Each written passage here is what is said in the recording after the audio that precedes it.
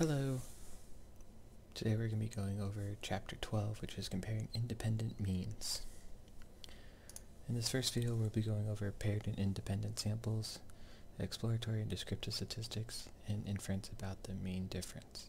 In the second video, we'll be going over equal variance of t-procedure, conditions for inference, and sample size and power.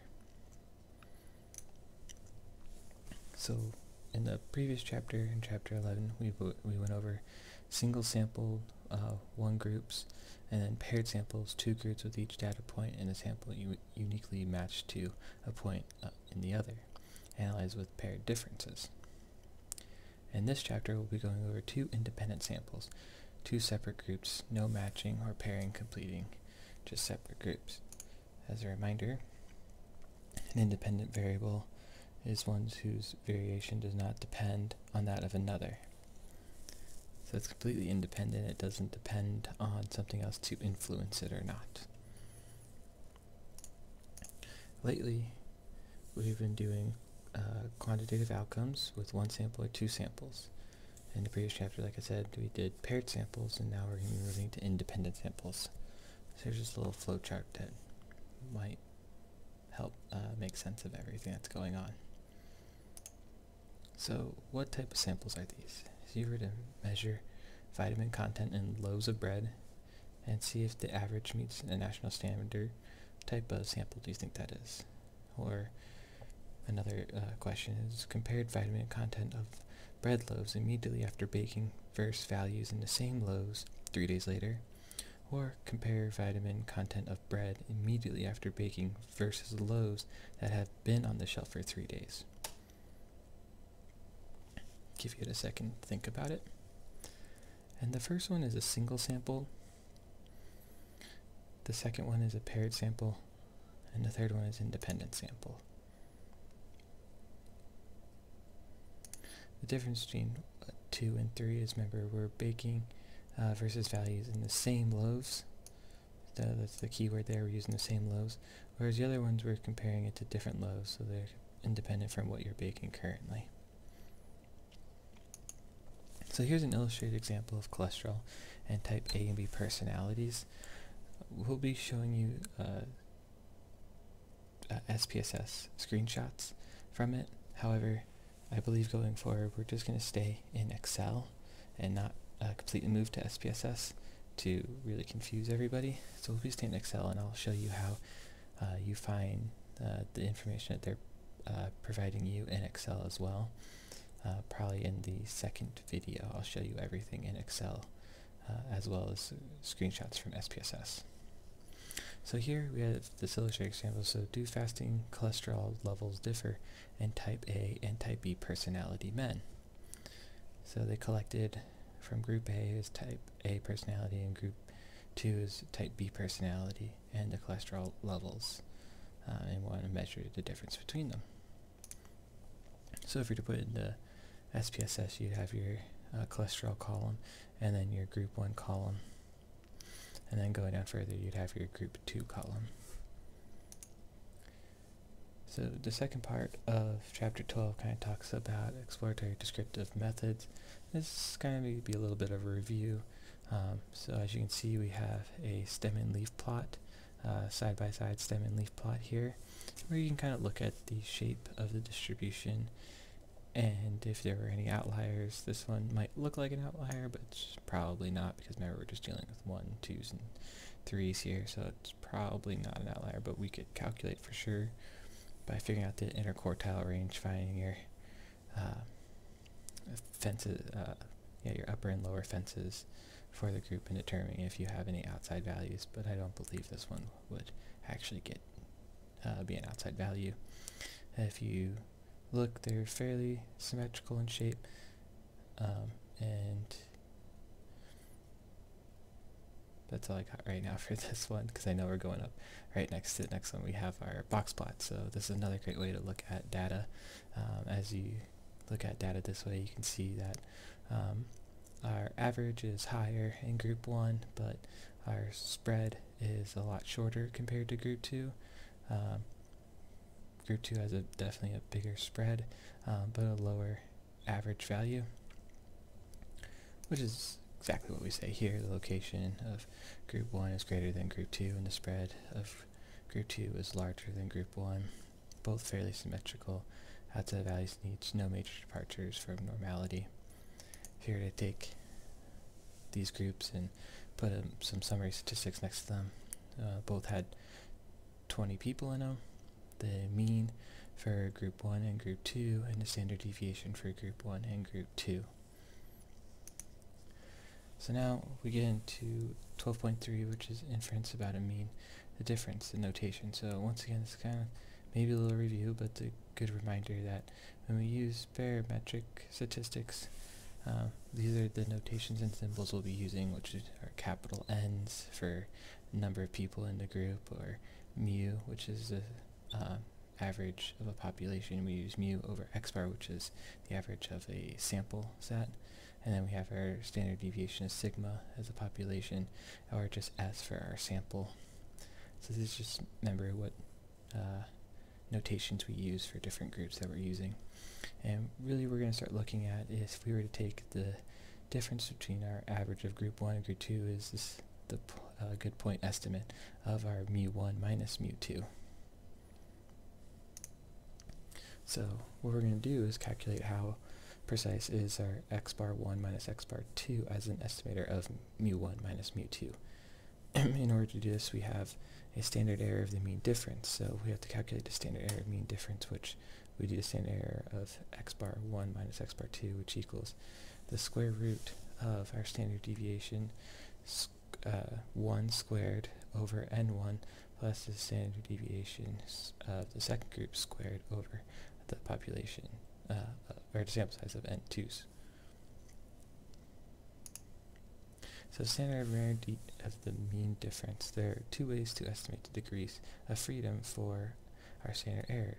There's a degrees of freedom Welch, which you can find the formula on page 274, or the degrees of freedom conservative.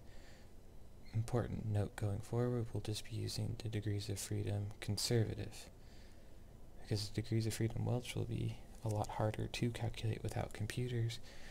But by all means, if you want to put it in Excel, you certainly can. The way to calculate it is a little bit harder in Excel. This is where SPS would have an advantage on Excel, because you'd have to do calculate different boxes and then kind of bring it back around to calculate different things. But moving forward, we're just going to be using the degrees of freedom conservative, which is taking the smaller of n minus 1 or n minus 2, whatever is smaller for your degrees of freedom. So for our cholesterol example, remember we calculated our x bar and our standard deviation from this slide. And when we put all the numbers in for our group 1 variables and group 2 variables, square them and divide by 20 in fall orders of operation, we're going to get a standard error of x1 minus x2 to equal 13.563. So now we're going to use our degrees of freedom conservative, which is going to equal the smaller of n1 minus n2. Since both groups are 20, it's going to be 19, so it's not going to matter too much. But if you had groups of different sizes, then it definitely will take that into consideration. So one thing moving forward is we've always had the same size groups, which makes things very easy. But in reality, sometimes it doesn't happen. If you were to go out and do any kind of statistical research or any kind of studying, people drop out of studies and you get lost to follow-up, or people just become uninterested, or you don't ever want to have it, but people can die during studies or become very sick and end up missing. So things can happen where you have this loss to follow up for whatever reason, and then when you're comparing groups, when you want to calculate the standard error to mean difference, you want, for degrees of freedom conservatives, you always want to take the smaller of the two groups. So here to find our confidence interval for mu1 minus mu2, we remember it's very similar to our other formulas that we've been using. So instead of just using our average, we're using our difference between the average, so our x1 minus x2 plus or minus the our t-stat degrees of freedom of 1 minus alpha over 2 times the standard error of x bar 1 over x bar 2. Well, we already calculated our standard error of x bar 1 over x bar 2 in the previous slide. We had 13.56. We know how to calculate our degrees of freedom of 1 minus alpha over 2 because we're going to be using a degrees of freedom conservative. So our degrees of freedom conservative is going to be our 19.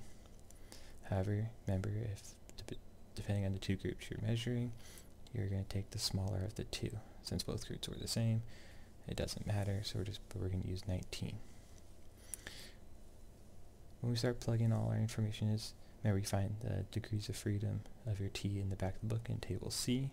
So you look up degrees of freedom 19 and our 1 minus alpha over 5. So when we start putting all our information into the formula, we are going to end up with our two averages of 245.05 minus 210.3, which is going to give us our 34.75, plus or minus our 2.093, which is where we got from the back of the book in our t degrees of freedom of 1 minus alpha over 2, multiplied by our standard error of x bar 1 over x bar 2. Remember, we want to multiply these first before we do our plus minus.